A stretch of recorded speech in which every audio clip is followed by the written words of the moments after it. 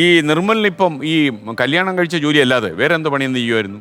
ഞാൻ history company പോയിട്ടുണ്ട്. ഞാൻ 8ൽ പഠിക്കുന്ന സമയത്ത് 9ലൊക്കെ പഠിക്കുന്ന സമയത്ത് ഉച്ചവരെ സ്കൂള് കഴിഞ്ഞിട്ട് നേരെ പണിക്ക് വന്നിട്ടുണ്ട്. വീട്ടിലുള്ള വേറെ ആരെങ്കിലും ചൂടുകെട്ട പണിക്ക് പോയിട്ടുണ്ടോ? ഇല്ല, ഏട്ടനൊരു പണികളൊക്കെ ഏട്ടനും ഉണ്ട്. അപ്പം ഞാൻ അവിടെ പോയിട്ടുണ്ട്. അതിനുശേഷം ഈ ഇഷ്ടി കളത്തിൽ നിന്ന് ഈ കട്ടയം വാരി പോകുന്ന വഴിക്കാണോ നമ്മുടെ അഞ്ജുവിനെ കണ്ടുപിടി? അല്ല, അപ്പോഴും ഞാൻ പ്രണയത്തെ ആലോചിച്ചിട്ടില്ല. ഇല്ല, സ്കൂള് പഠിക്കുമ്പോ പ്രണയമൊക്കെ ഉണ്ട്, പക്ഷെ ഒക്കെ ചീറ്റി പോയി. ആർക്കും ഇഷ്ടമല്ലായിരുന്നു. കുറെ ശ്രമിച്ചോ? ഇഷ്ടം പോലെ. ഒരുപാട് എഴുതിയോ? കത്ത് ഒരുപാട് എഴുതിയിട്ടുണ്ട്. ആരെങ്കിലും മോന്തയ്ക്ക് വലിച്ചെറിഞ്ഞോ? അല്ല, ഒരു കുട്ടിന്റെ ഞാൻ 5ാം ക്ലാസ് തൊട്ട് 10ാം ക്ലാസ് വരെ ആ കുട്ടിന്റെ പിന്നെ അവർക്ക് ഇഷ്ടമായില്ല. ഭയങ്കര ക്ഷമയാണ്. 10ാം ക്ലാസ്സിൽ അവൾ എനിക്കൊരു ഓട്ടോഗ്രാഫിൽ എഴുതി, എന്നെ ഓർക്കാൻ ഈ ഓട്ടോഗ്രാഫിന്റെ ആവശ്യമുണ്ടെങ്കിൽ പ്ലീസ് എന്നെ മറന്നേക്കുമെന്ന്. വീണ്ടും എന്നോട് ഇഷ്ടമുണ്ടെന്ന് അവള് പഠിക്കുന്ന പറഞ്ഞേ, എന്നെ ഓർക്കാൻ ഈ ഓട്ടോഗ്രാഫിന്റെ ആവശ്യമുണ്ടെങ്കിൽ പ്ലീസ് എന്നെ മറന്നേക്കും. അങ്ങനെ ഞാൻ വീണ്ടും കേൾക്കുന്നുണ്ടാവും. അപ്പൊ ഞാൻ പറഞ്ഞു, ആ കുട്ടി എന്തോ വീണ്ടും ഇഷ്ടമുണ്ടല്ലോ എന്ന് ഞങ്ങൾ പഠിക്കുന്ന ഗുരുവായൂർ. ആ കുട്ടിക്ക് വീട്ടിലിരിക്കുമ്പോ ഞാനൊരു സിനിമാ പാട്ട് ഓർപ്പിക്കാം. പാലാഴി കടഞ്ഞെടുത്ത അഴകാണ് ഞാൻ. അങ്ങനെ അപ്പൊ എന്തോ ഒരു ഇഷ്ടമുണ്ടെന്ന് ഞാൻ പിന്നാലെ പോയി നോക്കി. ഫോട്ടോഗ്രാഫി തന്നതിന് ശേഷം അവർക്ക് എന്തോ ഒത്തിരി ഇഷ്ടം. അപ്പൊ ഞാൻ അവിടെ പോയി ഗുരുവായൂരപ്പൻ കോളേജിന്റെ അടുത്ത് പോയി നിൽക്കും. അപ്പൊ അവളുടെ വീട്ടുകാരൊക്കെ വന്ന് പ്രശ്നമായി, തല്ലിട്ടുന്ന അവസ്ഥയിൽ ഞാൻ നിർത്തിപ്പോയി.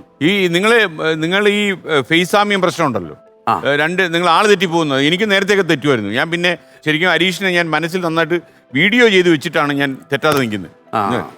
ആള് തെറ്റി വന്ന് ചോദിക്കുമോ? ഇവനോട് ചോദിക്കും, ആക്സിഡന്റ് കഴിഞ്ഞപ്പോ റെഡി ആയോ നോക്കിയ ആളുകൾ. അതിനിടയ്ക്ക് ആക്സിഡന്റ് പറ്റിയല്ലേ? നിർമ്മലാണ് പറ്റിയത് ആക്സിഡന്റ്. ഹരീഷിനോട് ചോദിക്കും, എന്നോട് ചോദിക്കും ആക്സിഡന്റ്. അത് എനിക്ക് ഓർമ്മയുണ്ട് ആക്സിഡന്റ്, പക്ഷേ പ്രേക്ഷകർക്ക് വേണ്ടി ഞാൻ ചോദിച്ചു. അത് 2014 മാർച്ച് 18-ാം തീയതി ഒരു പിറകുന്നൊരു വണ്ടി അടിച്ചത് മേലക്കൂറൊക്കെ എടുത്തു പോയി. വണ്ടി മേലെ കൂടെ പോയി? സുമോ വണ്ടി. അങ്ങനെ ബൈക്കായിരുന്നു.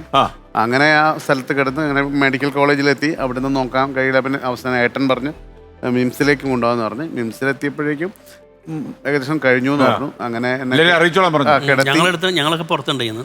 ചുറ്റും ആളുകളൊക്കെ 2 മണിക്കൂറേ മാക്സിമം ഉണ്ടാവും. കാണേണ്ടവർക്ക് ഭാഗ്യത്തിന് നമ്മളാരെ അറിയിച്ചില്ല.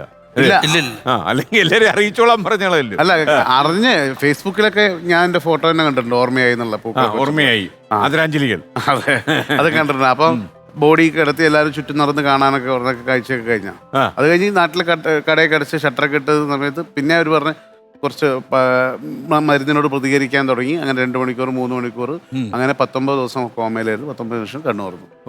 ഇനിയിപ്പം ഒരു രക്ഷ ഒന്നും ഉണ്ടാവില്ല അല്ലേ? രണ്ടാം ജന്മം. അപ്പൊ നമ്മള് ഈ സെൽഫി ഇവനാണെന്ന് കരുതി എന്റെ അടുത്ത് വരുന്നത്. അപ്പൊ ഞാൻ പറഞ്ഞു, ജസ്റ്റ് എന്റെ ഒരു ഫാമിലി പയ്യൻ വന്നിട്ട്, ഹലോ ഹലോ അല്ലേ, സിനിമയില് ഒരു ഫോട്ടോ എടുത്തു. പിന്നെ കുഞ്ഞിരാമായണത്തിലേ തകർത്തുണ്ട് കേട്ടോ. കുഞ്ഞിരാമായണം അടിപൊളി. കുഞ്ഞിരാമായണത്തിൽ ഞാനല്ല, ഹരീഷ. ഒപ്പത്തില് ലാലേട്ടന്റെ കൂടെ. ഒപ്പത്തിൽ ഞാനല്ല, അത് ഹരീഷ. ടു കൺട്രീസ് ദിലീപേട്ടന്റെ കൂടെ ഒപ്പ. 2 കൺട്രീസിൽ ഞാനല്ല, ഹരീഷാണ്. ആണോ? എടുക്ക്. അല്ല, ഫോട്ടോ എടുക്കണ്ടേ? ഞാൻ എടുക്കണോ? അല്ല, എന്റെ ഒരു പടം വരാണ്ട്. ഇറങ്ങട്ടെ. ആഗ്രഹം കഴിഞ്ഞു അല്ലേ? ഞാൻ പുറമെ അങ്ങോട്ട് പിടിച്ചു നോക്കി, ഒരു സിനിമ ഇറങ്ങാണ്ട്. ഇറങ്ങട്ടെ. അപ്പൊ നോക്കാം അല്ലേ, ഇറങ്ങട്ടെ. എനിക്ക് തോന്നുന്നു ഹരീഷ്, ഈ കോഴിക്കോട് ഏരിയയിലൊക്കെ വടക്കൻ കേരളത്തിലെ പ്രദേശങ്ങളിലൊക്കെ വ്യാപകമായിട്ട് ഈ ദിലീപിനെ അനുകരിക്കാൻ ശ്രമിച്ചത് ആദ്യം ഹരീഷാണെന്ന് തോന്നുന്നല്ലേ? വേറെ ആരും ആ രംഗത്തേക്ക് അങ്ങനെ വന്നില്ല.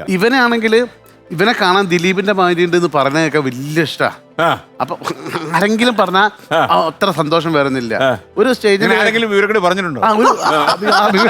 അങ്ങനത്തെ വിവരക്കേട് ആള് പറഞ്ഞത്. ഒരു ദിവസം സ്റ്റേജിന്റെ ബാക്കിൽ ഒരു പയ്യ വന്നിട്ട്, ഏട്ടാ നിങ്ങളെ കാണാൻ ദിലീപേട്ടന്റെ പോലെ ഇട്ടോ. അപ്പൊ ഇവൻ ഞങ്ങളെ നോക്കുക, ഞങ്ങൾ കേൾക്കാൻ ആളില്ല, അടുത്ത ആളില്ലല്ലോ, ഇതിപ്പോ ആരും കേട്ടില്ലല്ലോ.